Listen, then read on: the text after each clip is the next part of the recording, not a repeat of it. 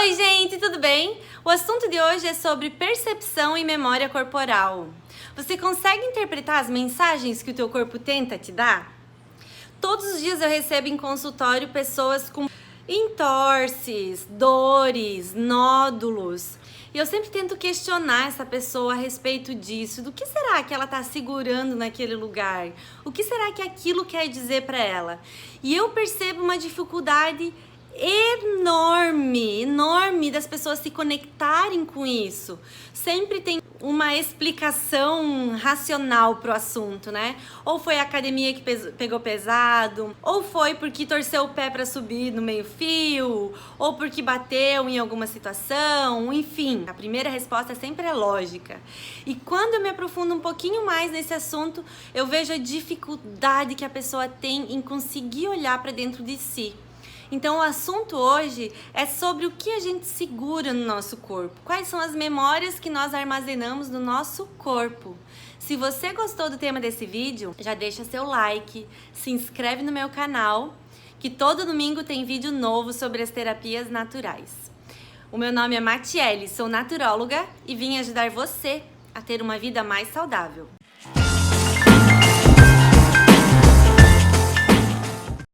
Tem expressões que a gente ouve tanto que às vezes a gente nem racionaliza mais sobre elas, né? A gente nem percebe o quanto essas expressões mostram o quão distante o homem se tornou de si mesmo e dos outros, a nível físico mesmo. Por exemplo, vocês sabem que eu estou numa fase de mãe da minha vida, né?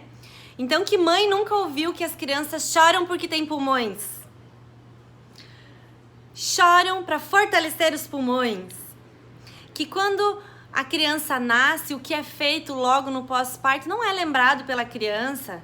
Que se você furar a orelhinha da criança, ainda no hospital não dói, porque a criança ainda é muito nova. Ou seja, uma infinidade de expressões que nos fazem acreditar que porque a criança não se comunica verbalmente com a gente, que ela não está sentindo o que está acontecendo, não está percebendo a situação e especialmente não está sentindo dor. E isso não acontece só com crianças, né, gente? É só percebermos a maneira com que a grande maioria das pessoas tratam os animais. E a gente interpreta que o homem só considera comunicação se for a mesma comunicação que ele, né? Mas, na verdade, já tem muito estudo dizendo que quando os bebês desenvolvem a comunicação verbal, eles já estão mega desenvolvidos em termos de percepção corporal, que eles são muito mais conscientes, muito mais capazes de entender o ambiente, organizar informações e que eles são muito mais influenciados pelas experiências do que a gente jamais imaginou, especialmente as experiências do toque. Então, no momento que a gente começa a falar, boa parte do nosso mapeamento cognitivo e emocional básico já está bem estabelecido.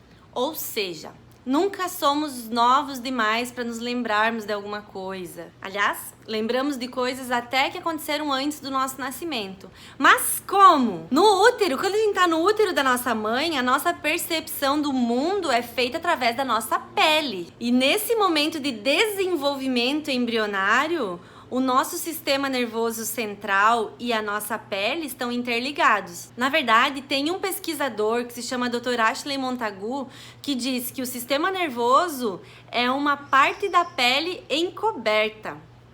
Ou melhor, que a pele é uma parte do sistema nervoso que está exposta. E sabendo que o nosso cérebro se desenvolve utilizando essas informações reunidas pelo sistema nervoso central, conseguimos interpretar que então ele se desenvolve especialmente pelas coisas que vivemos através da nossa pele.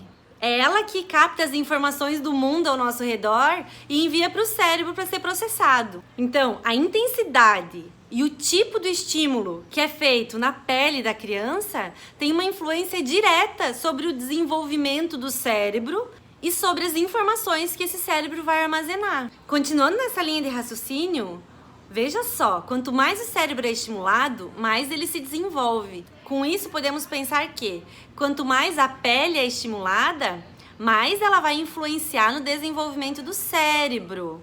E agora, a maneira com que essa pele é estimulada, o tipo de toque que essa pele recebe, a intensidade do toque que essa pele recebe e a intenção desse toque tem influências diferentes sobre o desenvolvimento do cérebro. Por exemplo, quem é mãe aqui sabe o que acontece quando o bebezinho é amamentado ou acariciado. É instantâneo que ele relaxa o corpo, às vezes até vira os olhinhos. Ele se sente seguro, confortável, amado. Já quando ele suja as fraldas, seus músculos se retesam, ele se sente incomodado, ele quer chorar, ele quer se expressar. Ele quer demonstrar a aflição e o desconforto que ele está sentindo. As diferentes maneiras de atender essas necessidades das crianças vão passar informações valiosas a respeito do contato, do tato e do carinho. Cada experiência que essa criança tem invoca sentimentos novos, porque tudo é muito novo para eles. Podem ser estranhos, podem ser engraçados ou podem ser assustadores. E esses sentimentos são todos vivenciados no corpinho da criança. Agora você imagine todos os tipos de experiência que nós vivenciamos no nosso corpo na nossa infância. Aquelas crianças que foram desprezadas, desamparadas, agredidas. Então, tanto as experiências positivas quanto as negativas vão ter um impacto surreal sobre o desenvolvimento, inclusive cerebral, dessa criança. Tem outra pesquisa que foi feita com crianças de 8 a 10 anos pela doutora Sandra Weiss, que é uma enfermeira e pesquisadora sobre a infância, que constatou que as crianças com um grau mais elevado de consideração pelo corpo eram aquelas que tinham mais consciência corporal.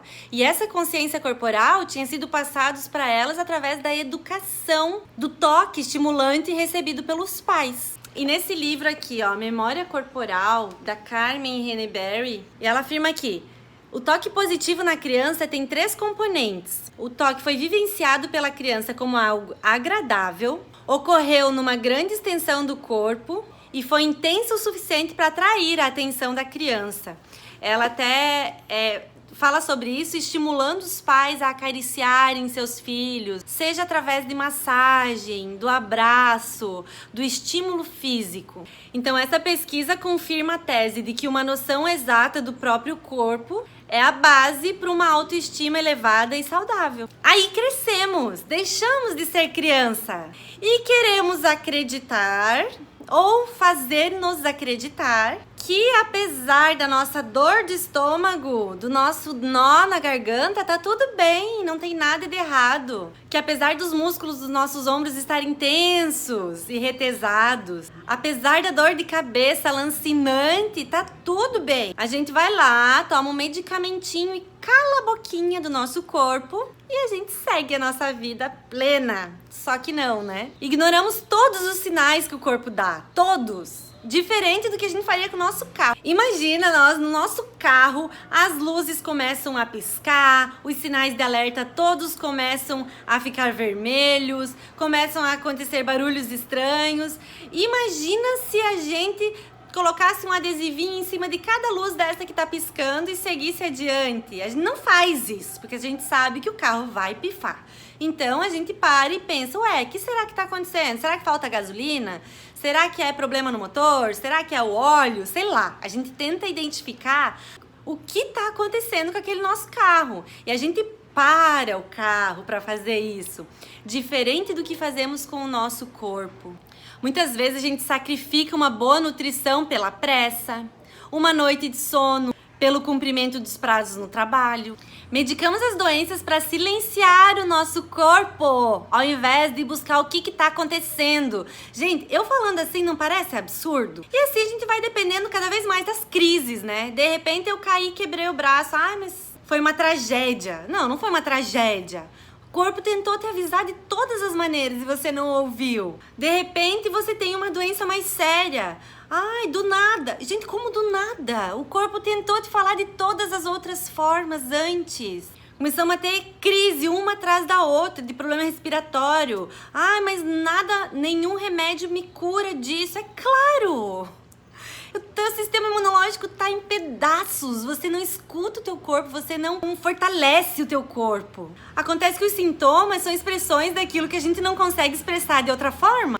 coisas que a gente guarda, como uma mágoa, um coração partido, uma tristeza, as coisas que a gente engole, como uma frustração, a raiva, o ódio, a injustiça, as coisas que a gente esconde, como os abusos, aqueles abusos que a gente nunca queria ter vivido, mas que a gente viveu. E aquelas emoções que a gente não se permite uma expressão autêntica, ficam armazenadas no nosso corpo, evidenciadas por um ombro dolorido, o travamento constante dos dedos dos pés, da coluna, aquela sensação de cansaço, aqueles nódulos musculares que não se desfazem.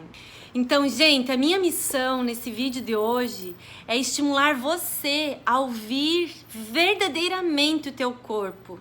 Olha além da tua dor e tenta descobrir o que é que o teu corpo tá querendo te falar. Obrigada por ter assistido até aqui. Eu desejo para você uma vida leve, plena e feliz. Um beijo no coração. Sing it out loud, gon' get back, honey. Sing it out loud, get away.